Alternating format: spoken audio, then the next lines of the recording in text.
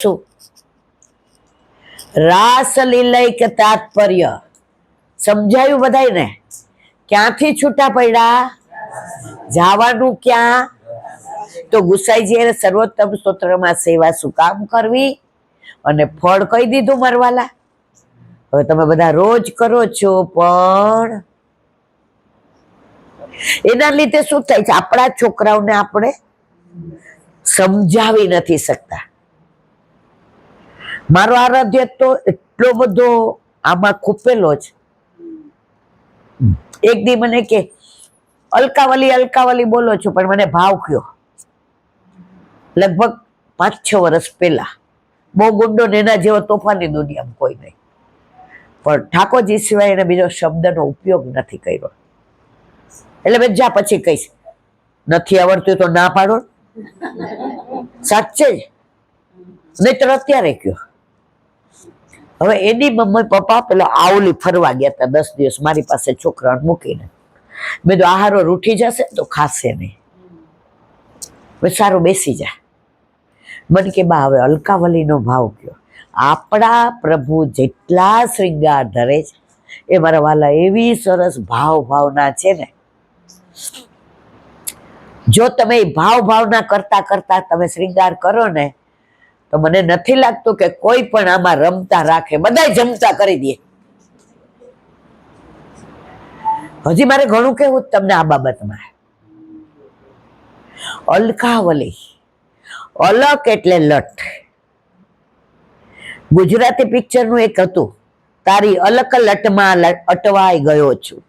મને પેલા પિક્ચરનો બહુ શોખ, અને બધા પિક્ચરના ગીત સ્ટીલ ટુડે મોઢે, પણ હવે મારા કામના નથી.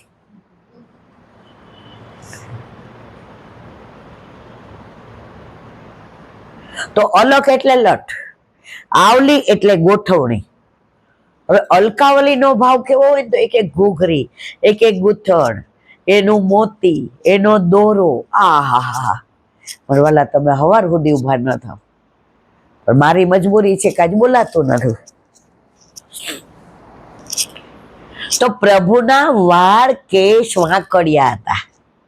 હવે વાંકડિયા હોય ને, અને તમને ખબર છે બધાને કે વ્રજમાં ઠાકોરજીએ 4 વસ્તુ ક્યારેય નથી કરી. નથી કપાવ્યા, સીવેલા કપડા નથી પહેર્યા, ચરણમાં જોડા નથી પહેર્યા, અને શસ્ત્રનો ઉપયોગ નથી કર્યો. તમે ઠાકોરજીને જોજો, ઘૂઘરિયાળા કેશ, આવો અંબોડો લીધો હોય, વેણી નાખી હોય, એવા મસ્ત લાગતા હોય ને. તો યશોદાજી વિચાર કરે છે કે આ વાંકડિયા વાળ, અને મારો લાલો ચાલતો જતો હોય, પવન આવે, દૂધ પીતો હોય, અરોગતો હોય, અને ક્યાંક એકાદો વાળ મોઢામાં કે આંખમાં આવી જાય તો મારા લાલા શ્રમ પડે ને મારવાલા. તો માએ અલકાવલી એવી કરાવી કે ઓલો મૂથે અંબોડો, અને અલકાવલી આમ એવી સુંદર બાંધે કે અલકાવલીથી પ્રભુના વાંકડિયા વાળ એટલા સુંદર લાગે. હવે એક એક મોતીનો ભાવ કહું ને તો, પણ આપણી પાસે સમય ઓછો છે.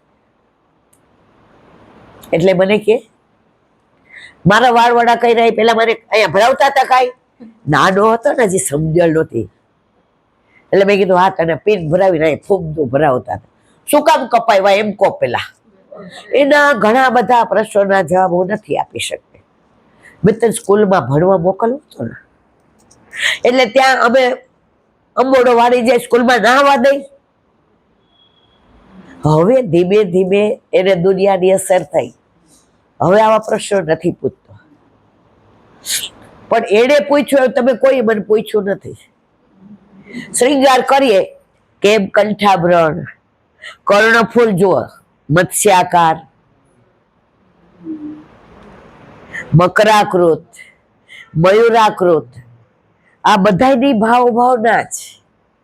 જ્યારે આપણે મયુરાકૃત કે મકરાકૃત કુંડલ ધરાવીએ, મકર એટલે શું મારવાલા?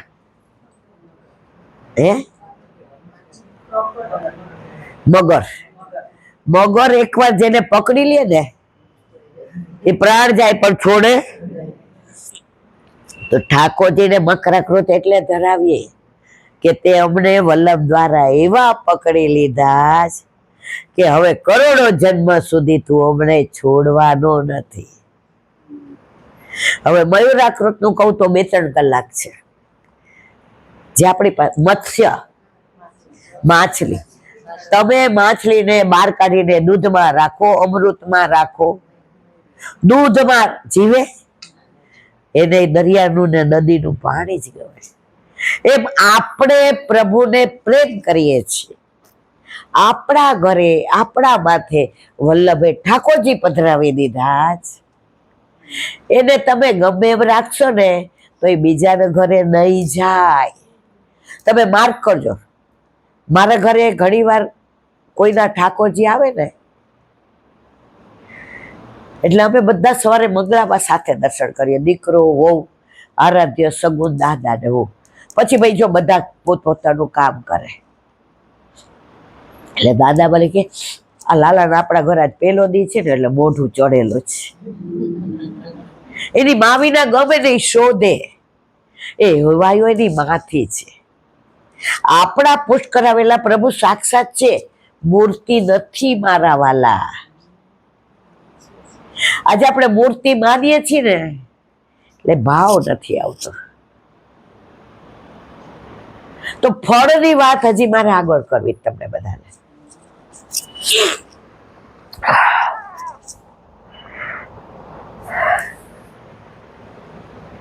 હવે પ્રભુ ફળ આપે, પણ પ્રભુને કોણ ફળ આપે? સાંભળ્યું જ કે હું તમને કહું,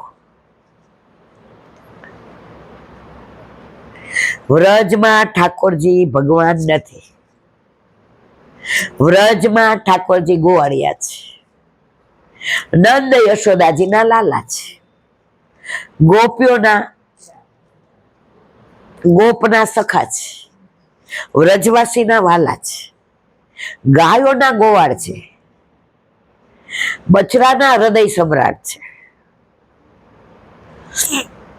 હવે જે વાત કરવી ત્યાં છે.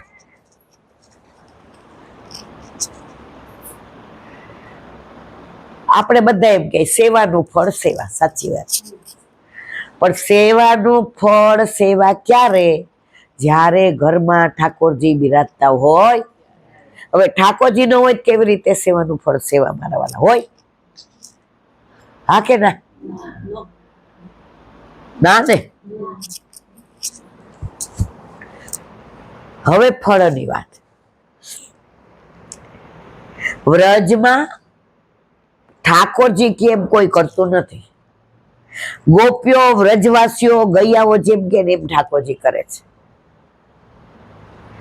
ઓલી ગોપી પરણીને આવી નવી, હજી ફળની વાત યાદ કરજો અને હું કહીશ તમને. 5:30 સુધી તો બેસવું છે બધા, મોડું થાય જ કહેજો.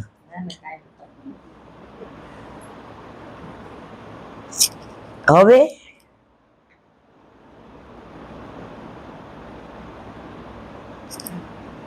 ફળની વાત કરવી છે.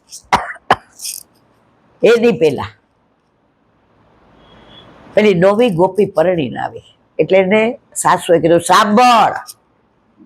પેલા તો ઘૂંઘટ કાઢતા હતા. હા, જો આ ગામમાં નંદ બાવા એટલે અમારા મુખી, અમારા વાલા, અમારા સુખનો વિચાર કરે, અમારા વતી કર ભરવાય કચ્છનો અમારા નંદ બાવા જાય, અમને જરાય હેરાન ના થવા દે. પણ એનો ઓલો કાર્યો છે ને કપટી નટખટ નંદલાલ, ગોપીને કહ્યું એના સામું જોવાનું નહીં. હવે ઓલી ગોપી કે મારા પિયરમાં મારી બધી સખીઓ પરણીને આવીને તો આઈની જ વાતો કરતી હતી. ઠાકોરજી કેવા, સ્વરૂપ કેવું, કેવું કદમની ડાળે ચડે, કેવા ગોપીના વસ્ત્ર હરે, કેવી ગોપીને બેડલા ચડાવે, કેવી ગોપીની મટકી ફોડે, ઘરે આવી જાય, છાના માના માખણ ચોરી જાય, છોકરાઓને રમતા રોડાવે, ગાયો છોડી જાય. એના માટે તો આવી જ. હું ક્યાં તમારા ગોરધન માટે આવી છું? તમારો ગોરધન કેવો છે મને રસોઈ નથી મનમાં હો, પણ સાસુને એવું કહેવાય. એ કે સાંભળ, જળ ભરવા જાય ને એને બેડલું ના ચડાવવા દેતે. ત્યાં 4-5 નીકળી, એ રબ્બા માસી નવી વહુને મોકલો જળ ભરવા. ઓલી કે આપણો મેળ પડી ગયો. હવે જળ ભરતા હતા તો ઠાકોરજી આવ્યા, બધાને બેડા ચડાવ્યા, નવી વહુ ના ચડાવ્યો. સમજ્યા મારી વાત? પ્રેમમાં થોડી બેરુખી હોય તો ઓર મજા આવે. એટલે બધી કે શ્યામ સુંદર આને ચડાવો ને, એ કે તે મને કીધું તું તોય તને ચડાવ્યું ને, હવે તે કીધું એટલે મારે એને નથી ચડાવવું. એટલે બધી કે કામ કર, 2 ધક્કા ખા, એક હાંડો જાતે મૂકી લે, એ મૂકી આવ, પછી આ ઘોડો લઈ જા. બોલે કેવું ખોટું લાગે, આટલા બધા છીએ એટલે કોઈ ભગવતી આવીને એમ કે ઈલાબેન છે તો મારે નથી આવવું, તો મને ફાળલો પડે. અરે બાપા, તો ઓલીને એમ થયું જેના માટે આવી છું, જેના માટે ગોરધન શું કરે છે મને નથી ખબર, મારું સાસરું કેવું છે નથી ખબર, એનો ધંધો શું નથી, હું ફક્ત શ્યામ સુંદર તમારા માટે જ આવી છું. બધાના ચડાવ્યા, મારા જ નહીં.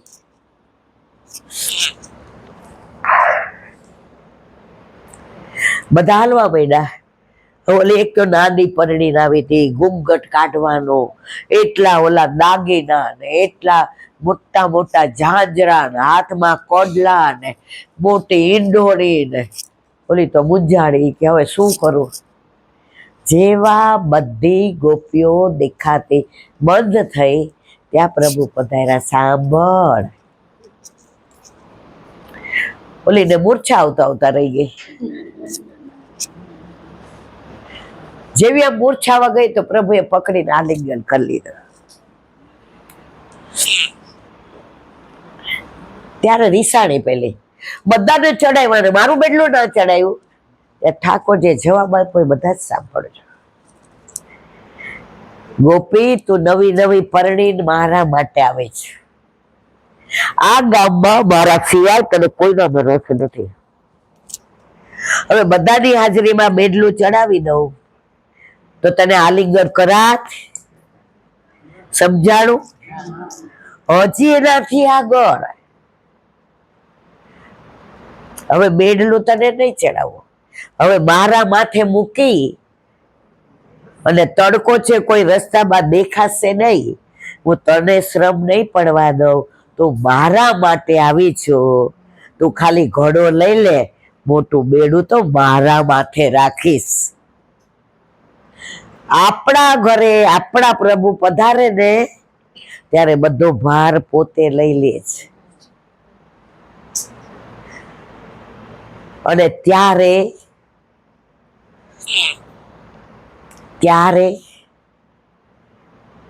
આપણે એવું માનીએ કે આ તો મારી હોશિયારી છે, આપણે બધા નિમિત્ત છે. ઘણા ઈલાબેન એટલો સરસ સત્સંગ કરે, હત ઈલાબેન ના આવડે? ના આવડે. આટલા બધા હતા એમાં વલ્લભે વિચાર કર્યો કે ઈલાબેનને ખાવા સિવાય કાંઈ આવડતું? જો કયો છો તમે તો હવે શું કરું, છે તો મારી. હું બહુ રાજી થવા કયો એટલે જો વલ્લભનો દાસ કદી અને હોય ઉદાસ. આપણે બધા તો એક ઓલું પિક્ચર નું ગીત આવતું ખબર છે, હસતા હોવાનું રાની ચહેરા. આપણે બધા હસતા ચહેરા છે. આ વલ્લભયા બિરાજે, તમે એમના મુખારવિંદ સાંભળજો, આમ ગંભીર છે પણ સત્સંગ ચાલે છે ને બધું મુખારવિંદ. હું ભૂલી જાઉં ને એક વાક્ય એટલે પાછું હું સાંભળું જોઉં કે હવે તો વલ્લભે કીધું ઈલાબેન તમને કાંઈ નથી આવડતું ને તો હું તમને વાણીનું દાન કરું છું. તમારા વાલા મને વાણીનું દાન વલ્લભે કર્યો છે એટલે મારે નિયમ છે ઓલા હાર પહેરાવવાનો, પછી આમ શું કહેવાય, માન આપવાનું. આ માન મારી લાયક. તમારા મારા વચ્ચે અંતર આવશે ને તો તમે મને પોતાની નહીં ગણો, તમે મારાથી કંઈક અલગ છો. આપણે તો પેલા નીચે બેસાતું હતું ઓપરેશન. રમાબેન હું અહીંયા બેસીને સત્સંગ કરતી હતી હોલમાં, તમે જોયા હશે, તમે વર્ષોથી. અમારા હોલમાં ઓપરેશન નહોતું, હું નીચે બેસે, મારા બધા વૈષ્ણવ આમ બેસે. મને બહુ આનંદ આવતો હતો.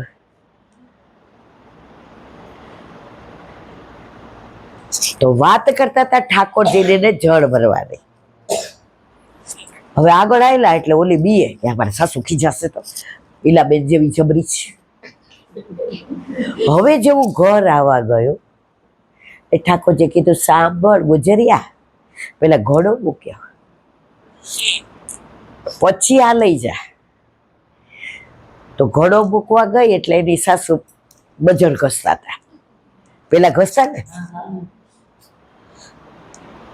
એ મોટો હાંડો ક્યાં ગયો, ભૂલીને આવી, આ તારું પિયર નથી. હવે આ બિચારી ભોલી બોલવા ગઈ કે શ્યામ સુંદર, એટલે ઠાકોરજી કે ઓ.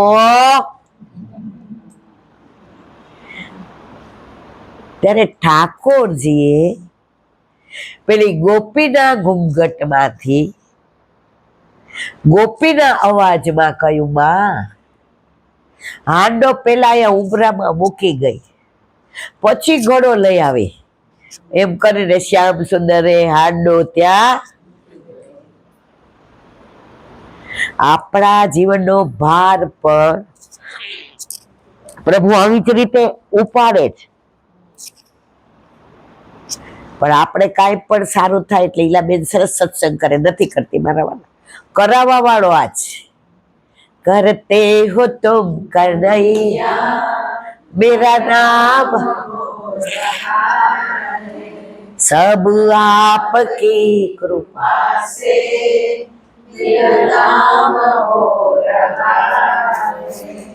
ઠાકોરજી ના હોય તો પાંદડું હલે, તો પ્રભુ વલ્લભ મારી વાણીમાં ના હોય તો આ બધી વાતો તમારી સાથે કરી શકું. આજે કલકત્તા આવીએ, એક ફોન કરવો, તમારું ત્યાં આવું, મારું અહીંયા આવું, આ પ્રી પ્લાનેડ હતું આનું. હું ને તમે તો ખાલી નિમિત્ત છીએ. તમારામાંથી લગભગ બધા આવ્યા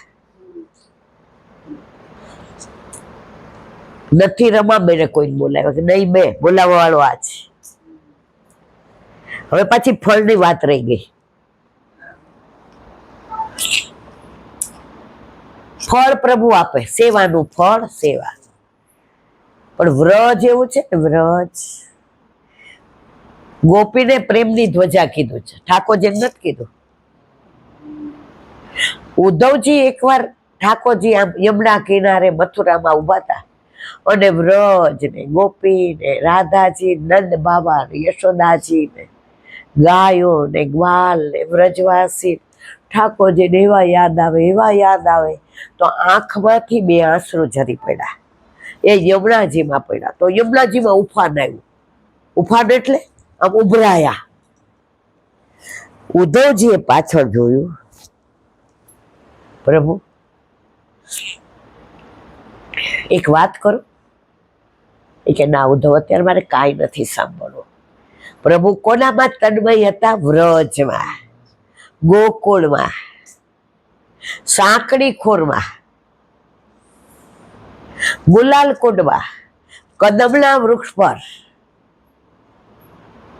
રાસમાં.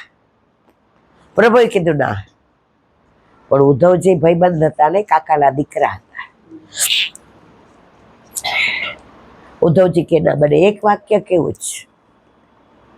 ઠાકોરજી કે અડધો કલાક આંટો મારીને આવજા. એ અડધો કલાક પછી આવ્યા.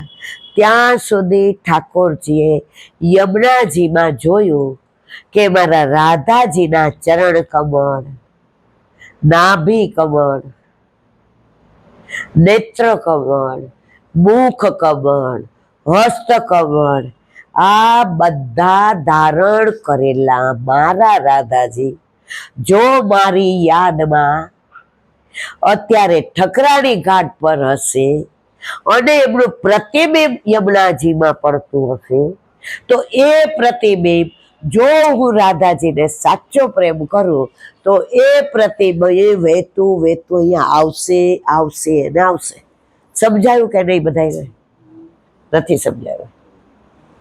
નથી સમજાયું ને? ઠાકોરજીમાં 10 કમળ, નેત્ર કમળ, મુખ કમળ, હૃદય કમળ, હસ્ત કમળ, 2 ચરણ કમળ અને હસ્તમાં. તો સુરદાસજીનું કીર્તન મેને દેખે 10 કમલ એક સાથ, ત્યાં રાધાજી પધાર્યા.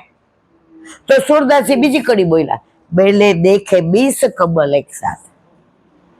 તો યમુનાજી કે ભલે કે પ્રભુ આપ રાધાજી સાથે, પણ મારામાં પ્રતિબિંબ પડે તો વિષ્ણુ કેટલા થયા?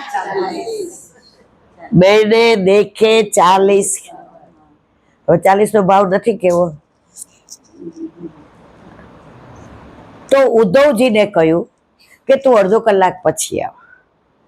તો ઠાકોરજીએ વિચાર કર્યો કે રાધાજી ઠકરાણી ઘાટ ઉપર આમ મારી રાહ જોતા હશે મથુરા બાજુ, કારણ કે હું કહીને આવ્યો છું કે કાલે પાછો આવી જઈશ. તો એનું પ્રતિબિંબ પડે ને યમુનાજીમાં. સમજાય છે બધાને? એ પ્રતિબિંબ અહીંયા સુધી આવે તો યમુનાજીમાં કૂદકો મારો. સમજાયું હવે? અને ત્યાં ઉદ્ધવજી આવી ગયા એટલે વાત ત્યાં અટકી ગઈ અને પ્રભુના આંખમાંથી અશ્રુની ધારા જવા માંડી.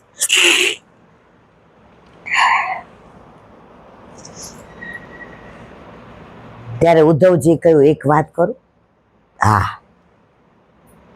ગોકુળ અહીંથી અડધો કલાક, રથમાં જાય તો 20 મિનિટ. મળી આવો ને આટલો બધો વિરહ કર્યા વિના. આ બધાને મળશો આમ તો આ બધા ગોબર વાળા ને, ગાયોના છાણ ને, આ બધાને કપડા વાસ આવે. ઠાકોરજી કે હવે બસ ઉધો. ઠાકોરજીની વ્રજની કોઈ આવી વાત કરે સહન ના કરી લે. એવી જ રીતે આપણા દોષ કોઈ જુએ ને તો ઠાકોરજીથી સહન ના થાય. ઘણાય મને એમ કે એલા બેન તમારું ઘણાય. મેં કીધું જો ઉનકે મન કી વે જાને, મેરે મન. તમે સારું કાર્ય કરો તો આવું તો બધું ચાલવાનું. એના લીધે આપણે આપણું કાર્ય નહીં છોડવાનું.